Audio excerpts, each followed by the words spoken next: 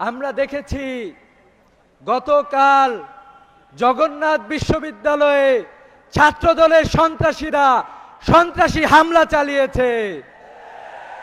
ইসলামী ছাত্র শিবিরের কেন্দ্রীয় কার্যকরী পরিষদের সদস্য আব্দুল আলিম সহ অসংখ্য ভাইকে আহত করেছে। ছাত্র দলকে বলতে চাই, ইসলামী ছাত্র শিবির যে ধৈর্যের পরিচয় দিয়েছে, আমাদের ধৈর্যের বাঁধ ভেঙে গেলে আপনারা কোনো ক্যাম্পাসে স্থান পাবেন না। সম্মানিত উপস্থিতি, আজকের এই সমাবেশে এ পর্যায়ে আমরা বক্তব্য দিয়ে শুরু করছি।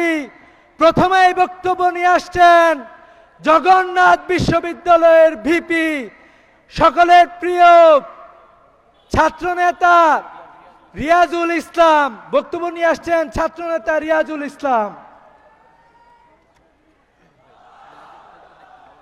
আউযু বিল্লাহি মিনাশ শাইতানির রাজীম। বিসমিল্লাহির রহমানির রহিম। সম্মানিত শিক্ষার্থী ভাইরা, প্রিয় দেশবাসী, আপনারা লক্ষ্য করেছেন বিগত কয়েকদিন থেকে ছাত্রদল নামক যে সন্ত্রাসী বাহিনী বিভিন্ন ক্যাম্পাসে অস্থিতিশীল অবস্থা তৈরি করার প্রচেষ্টা করছে। তারই অংশ হিসেবে গতকালকে জগন্নাথ বিশ্ববিদ্যালয়ের 10,000 কোটি টাকা টেন্ডার আত্মসাৎ করার জন্য জগন্নাথ বিশ্ববিদ্যালয়ের প্রশাসনের সহযোগিতায় ছাত্রদল শিক্ষার্থীদের উপরে ন্যাক্কারজনক হামলা করেছে। আমরা জুলাই পরবর্তী এই বাংলাদেশের ক্যাম্পাসগুলোতে আর কোনো ছাত্রলীগের মতো সন্ত্রাস বাহিনী কিংবা টেন্ডারবাজদের দেখতে চাই না। আমরা স্পষ্টভাবে বলে দিতে চাই, আমরা ক্যাম্পাসগুলোতে যতটুকু ধৈর্য ধরেছি, আপনারা আমাদের ধৈর্যের বাঁধ ভাঙতে বাধ্য করবেন না। বাংলাদেশ ইসলামী ছাত্র শিবিরের ধৈর্যের বাঁধ ভেঙে গেলে ছাত্রলীগের মতো একই পরিণতি আপনাদের ভোগ করতে হবে। সবাইকে সচেতন থাকার এবং এই পেটুয়া সন্ত্রাস বাহিনীদের হাত থেকে প্রিয় মাতৃভূমিকে রক্ষার সজাগ দৃষ্টি রাখার উদাত্ত আহ্বান জানিয়ে আমি আমার বক্তব্য এখানে শেষ করছি। আসসালামু আলাইকুম রহমতুল্লাহ। সম্মানিত উপস্থিতি, আপনারা যারা দাঁড়িয়ে আছেন বসে পড়েন। যারা দাঁড়িয়ে আছেন বসে পড়েন। এই পাশে জায়গা আছে, এই পাশে বসে পড়েন। সাংবাদিক ভাইদেরকে আপনারা সুযোগ থাকলে বসে পড়তে পারেন, অথবা ক্যামেরা স্ট্যান্ড আছে তারা বসে পড়তে পারেন, তাহলে সবাই দেখতে পাবে। সবাই একটু বসে পড়েন, বাম পাশে যারা আছেন বসে পড়েন। সম্মানিত উপস্থিতি, এ পর্যায়ে বক্তব্য নিয়ে আসছেন ঢাকা বিশ্ববিদ্যালয় ইসলামী ছাত্র শিবিরের সভাপতি ডাকসু এজিএস মহিউদ্দিন খান। আউযু বিল্লাহি মিনাশ শাইতানির রাজীম। বিসমিল্লাহির রহমানির রহিম। প্রিয় ছাত্র জনতা, আমরা দেখেছি জুলাই অভ্যুত্থানের দ্বিতীয় বর্ষ পূর্তির আগেই ছাত্রদল বিভিন্ন ক্যাম্পাসগুলোতে সন্ত্রাসের রাজত্ব কায়েম করতে চায়। আমরা দেখতে পেয়েছি ক্ষমতায় আসার পরই তারা ক্যাম্পাসগুলোকে নিয়ন্ত্রণ দিতে না পেরে তারা পাগল হয়ে গিয়েছে। এই কারণেই তারা গত কয়েকদিন ধরে আমরা দেখতে পাচ্ছি বিভিন্ন ক্যাম্পাসে 24-এর 15, 16, 17 জুলাই যেমন ছাত্রলীগ নামে এসেছিল, ঠিক তেমনই একই বর্বরতার সাথে ছাত্রদল ক্যাম্পাসগুলোতে নেমে এসেছে। আমরা আজকের এই আয়োজন থেকে হুঁশিয়ারি দিতে চাই, যারা ছাত্রলীগ হয়ে উঠতে চায় তাদের পরিণতিও নিশ্চয় ছাত্রলীগের মতোই হবে। আমরা হুঁশিয়ারি দিতে চাই, যারা নতুন করে বাংলাদেশকে একটি কর্তৃত্ববাদী শাসন ব্যবস্থায় ফিরিয়ে নিতে চায় তাদের অবস্থানও আওয়ামী লীগের মতনই হবে। সারা দেশ যখন বিদ্যুৎ গ্যাসের অভাবে ভুগছে, সারা দেশের মানুষ যখন যন্ত্রণায় দিনাতিপাত করছে, তখন সেসব ইস্যু থেকে মানুষের নজরকে সরিয়ে দেওয়ার জন্য ক্যাম্পাসকে উত্তপ্ত করা হচ্ছে। আমরা স্পষ্ট করে বলতে চাই, এই ধরনের খেলায় আর মানুষ বিশ্বাস করে না। আমরা বলতে চাই, যারা এই ধরনের নোংরা খেলায় মেতে আছে তাদেরকে দেশের মানুষজন প্রত্যাখ্যান করেছে, তারা জনবিচ্ছিন্ন হয়ে গেছে। প্রিয় উপস্থিতি, আমরা দেখেছি জুলাইয়ে শিক্ষার্থীদের উপর কিভাবে হামলা করা হয়েছিল, আমরা দেখেছি জুলাই হসপিটালগুলোতে কিভাবে হামলা করা হয়েছিল আহতদের উপরে। আজ গতকাল আমরা ঠিক একই ঘটনা দেখলাম, শিক্ষকদের উপর হামলা করা হয়েছে, হসপিটালে হামলা করা হয়েছে।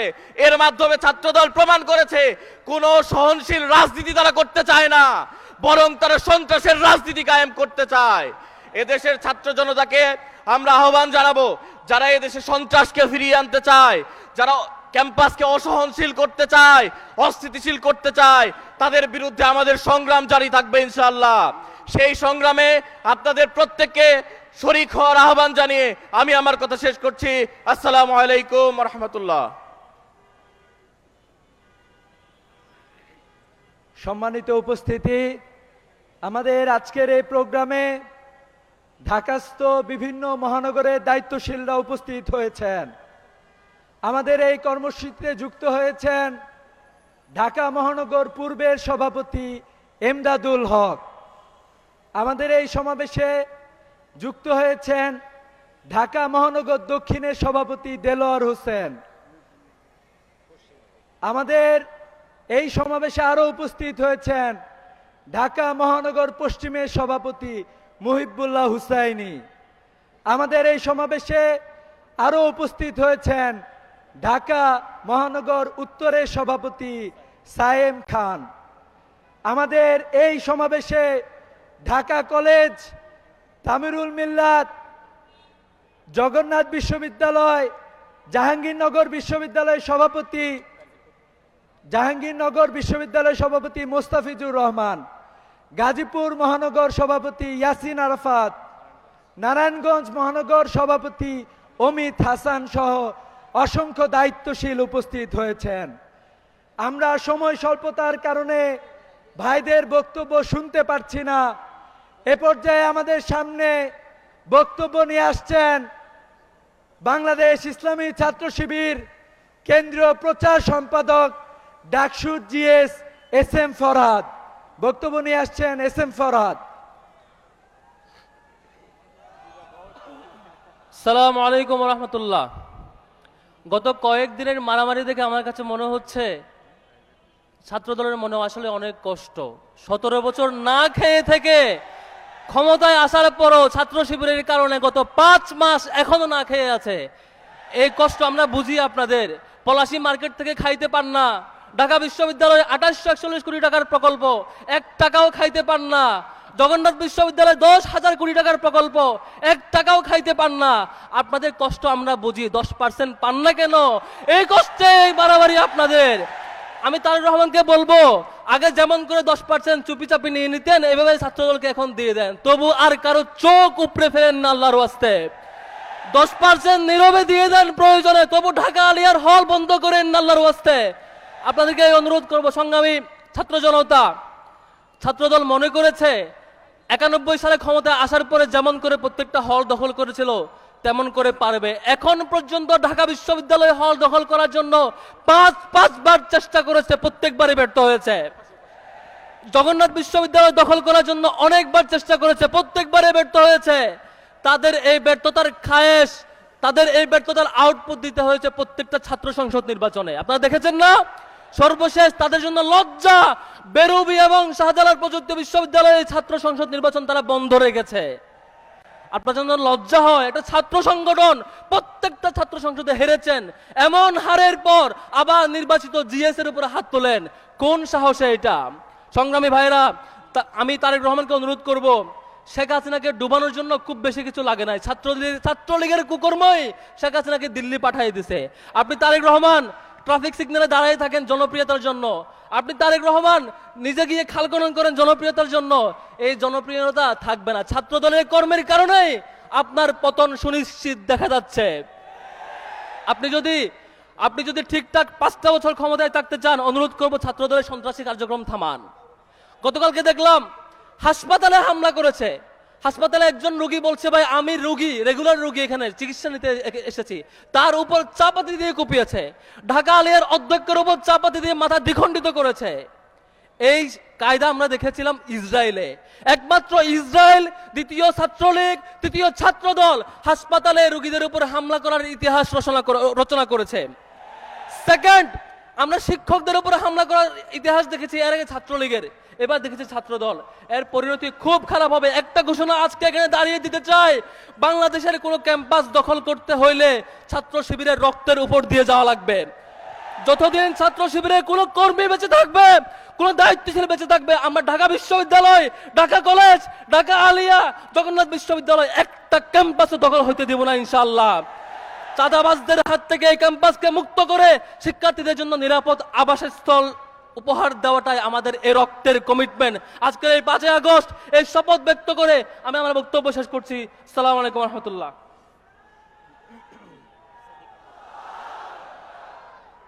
সম্মানিত উপস্থিতি,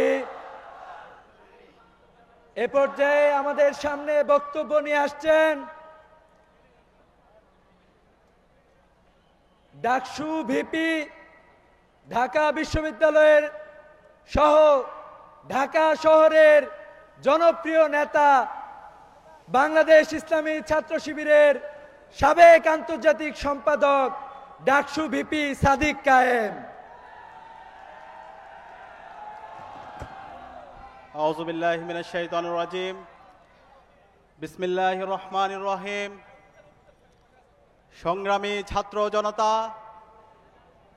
একটি দল অবৈধ নির্বাচনের মাধ্যমে ক্ষমতায় আসার মাধ্যমে আজকে গত 6 মাসে তাদের ব্যর্থতার মাধ্যমে তারা পাগল হয়ে গেছে। এই দল গত 6 মাসে তাদের ব্যর্থতার কারণে বাংলাদেশের প্রত্যেকটা প্রান্তরে তারা জনবিচ্ছিন্ন হয়ে পড়েছে। এই দল জুলাই বিপ্লব পরবর্তী বাংলাদেশের প্রতিটি ক্যাম্পাসে শিক্ষার্থীরা ওই দলের ছাত্র সংগঠনকে প্রত্যাখ্যান করেছে। ওই দলের ছাত্র সংগঠন সন্ত্রাসী ছাত্রদল, তারা চেয়েছিল 90 পরবর্তী বাংলাদেশের ক্যাম্পাসগুলোতে যেভাবে গণরম গ্যাসরম কালচার তৈরি করার মাধ্যমে শিক্ষার্থীদের উপর নিপীড়ন করেছিল, টেন্ডার বাণিজ্য করেছিল, সিট নিয়ে বাণিজ্য করেছিল, সন্ত্রাস কায়েম করেছিল, সেই রাজনীতি তারা আবার ফিরিয়ে নিয়ে আসতে পারবে। কিন্তু গত 2 বছর ধরে তারা বিভিন্নভাবে এই অপরাজনীতি করার চেষ্টা করেছে, বারবার ব্যর্থ হয়েছে। সর্বশেষ আমরা গত 6 মাসে দেখতে পেয়েছি ওই দলের ছাত্র সংগঠন ছাত্রদল বাংলাদেশের বিভিন্ন ক্যাম্পাসগুলোতে এবং শিক্ষার্থীদের নির্বাচিত প্রতিনিধিদের উপর দফায় দফায় হামলা করেছে।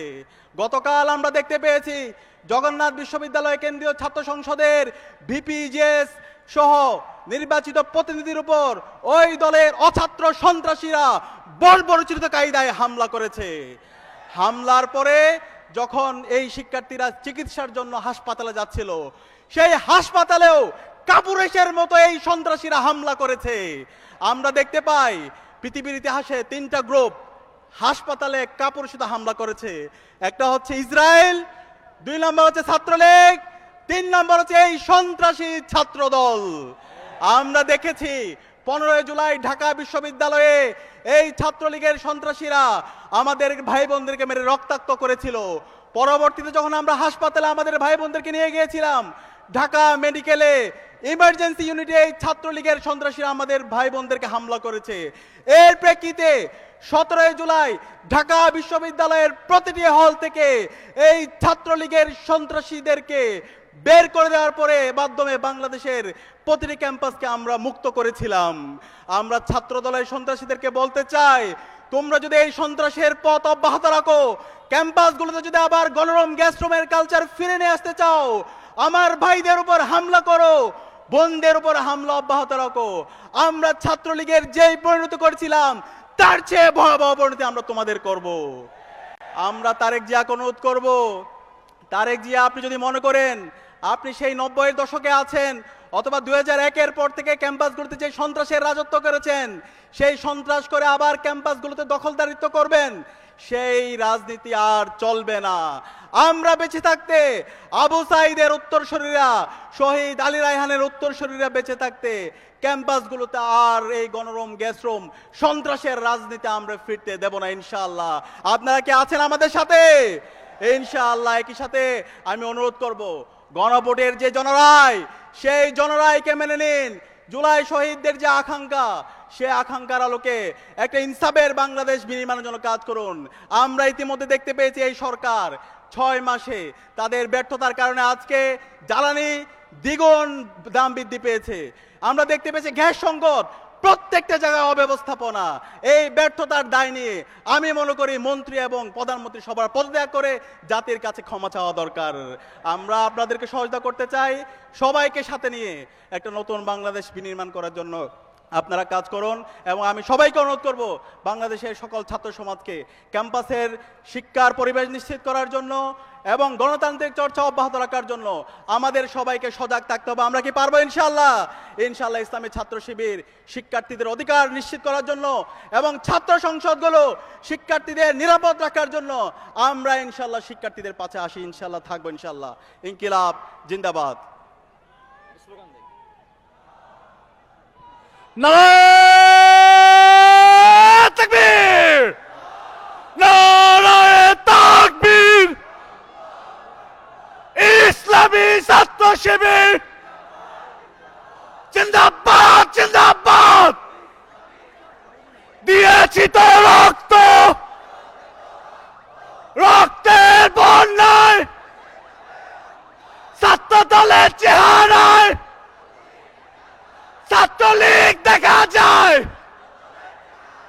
ছাত্র দলের চেহারায় জগন্নাথে হামলা কেন, আলিয়ায় হামলা কেন?